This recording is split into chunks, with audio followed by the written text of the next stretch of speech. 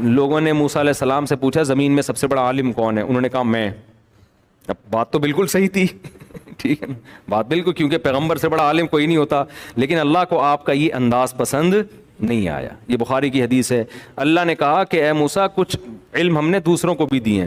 تو حضرت خضر علیہ السلام کے پاس موسیٰ علیہ السلام گئے تو خضر علیہ السلام سے ملاقات ہوئی. موسیٰ علیہ السلام نے کہا مجھے اللہ نے آپ کے پاس بھیجا ہے. انہوں نے کہا ٹھیک ہے بھیجا ہے, تو اب میرے ساتھ سفر آپ نے جو کرنا ہے اس میں پورے سفر میں آپ نے خاموشی اختیار کرنی ہے, اعتراض نہیں کرنا, کیونکہ اللہ نے بھیجا ہے اور میں بھی اللہ کی طرف سے مامور ہوں, تو میں کوئی کام غیر شرعی نہیں کروں. حضرت موسیٰ نے کہا ایگریمنٹ کر لیا, بھائی ٹھیک ہے بھائی ہمارا وعدہ ہے. تو خضر علیہ السلام چلے موسیٰ علیہ السلام کے ساتھ. موسیٰ علیہ السلام کے ساتھ ان کے خادم بھی تھے. تو جب گئے ہیں تو کشتی میں جب بیٹھے ہیں تو کشتی کنارے پہ لگنے والی تھی اور خضر علیہ السلام نے کشتی کا پھٹا پھاڑ دیا, اس کو عیب دار بنا دیا. موسیٰ علیہ السلام نے فوراً بولا کشتی کو داغدار کر دیا, اس سے تو لوگ مر سکتے تھے. خضر علیہ السلام نے فرمایا اے موسیٰ تو میرے ساتھ صبر نہیں کر سکتا, میں نے کہا تھا. حضرت موسیٰ کو ایک دم خیال ہوا بالکل بھائی یہ تو مجھ سے غلطی ہو گئی, اور کہنے لگے کہ مجھ پر زیادہ سختی نہ کریں, اب میں وعدہ کرتا ہوں میں آپ سے سوال نہیں پوچھوں گا. پھر آگے گئے ہیں, ایک نوجوان لڑکا خضر علیہ السلام نے اس کو قتل کر دیا. ایک پاکیزہ معصوم لڑکے کو آپ نے قتل کر دیا, یہ تو بہت بہت بڑی غلطی کی ہے. چھوٹی موٹی ہوتی میں چپ رہتا پھٹا پھاڑ دیا تھا, چلو یار وہ کشتی, بندہ مار دیا, بندہ ہی مار دیا آپ نے.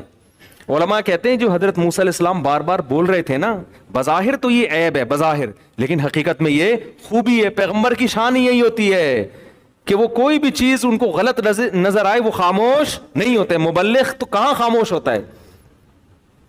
تو یہ حضرت موسیٰ کا کمال تھا کہ بھئی غلط بات پہ کیسے خاموش رہوں. پھر انہوں نے کہا میں نے کہا نہیں تھا آپ میرے ساتھ صبر نہیں کر سکتے. یہ تو اللہ نے موسیٰ علیہ السلام کو پہلے کہہ دیا تھا کہ میرا نیک بندہ ہے. اگر اللہ نے بتایا نہ ہوتا تو حضرت موسیٰ ان کو ڈیلیٹ کر چکے ہوتے, کہ جب بندہ مارا نا وہ کہتے تو نے یہ بندہ کیسے مارا, میں نے تو ایک مکہ مارا تھا, غلطی سے بندہ مارا تھا, اب میں جان کر بتاتا ہوں. تو موسیٰ علیہ السلام نے کیا کیا, ان کو اعتراض کیا کہ ایک معصوم لڑکے کو آپ نے قتل کر دیا. انہوں نے کہا میں نے کہا تھا کہ آپ میرے ساتھ صبر نہیں کر سکتے. حضرت موسیٰ نے فرمایا بس میری سزا یہ ہے کہ اگر اب میں آپ کے کسی کام پہ اعتراض کروں تو آپ کا راستہ الگ میرا راستہ الگ. اپنی سزا خود ہی تجویز کر دی. آگے گئے ہیں, مسافر تھے ایک بستی میں ٹھہرے, ان لوگوں سے کہا بھئی ہم مسافر لوگ ہیں, تھوڑا سا مسافروں کے لیے اکرام کا انتظام ہو جائے. بستی والے ایک نمبر کے کنجوس لچڑ, ایک حالانکہ مسافروں کی تو ہر آدمی خدمت کرتا ہے نا, مدد کرتا ہے, فخر کرتا ہے. بستی والوں نے کچھ بھی نہیں دیا. ایک دیوار گرنے والی تھی, حضرت خضر علیہ السلام نے اس دیوار کو سیدھا کر دیا. موسیٰ علیہ السلام نے فرمایا ہم پہلے ہی مسافر ہیں, بھوک لگ رہی ہے, کھانے کے پیسے ہیں نہیں, یہ ایک موقع آیا تھا پیسے کمانے کا, اجرت کمانے کا, آپ دیوار سیدھی کر دیتے, ہم نے منع نہیں کیا, لیکن ان سے کہتے بھائی اتنا کمیشن لوں گا پھر میں دیوار سیدھی کر دوں گا. حضرت خضر نے فرمایا اب میرا اور آپ کا راستہ کیا ہے, جدا. نبی صلی اللہ علیہ وسلم, یہ تو قرآن میں واقعہ, جب نبی نے حدیث میں یہ واقعہ سنایا آپ نے فرمایا اللہ موسیٰ پہ رحم کرے, تھوڑا صبر کر لیتے اور کچھ چیزیں ہمارے سامنے آ جاتی. پھر ان خضر علیہ السلام نے بتایا کہ میں نے یہ کیوں کیا ہے, یہ سب اللہ کے حکم پہ کیا ہے. پہلا کام وہ کشتی جس کو میں نے توڑ کے برابر کی توڑ دیا, وجہ اس کی یہ تھی وہ کسی آگے ظالم بادشاہ تھا, عیب دار کشتی کو چھوڑ دیتا تھا اور جو کشتی صحیح سالم ہوتی تھی اس کو رکھ لیتا تھا. تو اللہ نے چاہا کہ یہ کشتی اس ظلم سے بچ جائے. یہ ایک پھٹا تو بعد میں لگانا آسان ہے نا, لیکن پوری کشتی چھڑوانا بڑا مشکل کام ہے.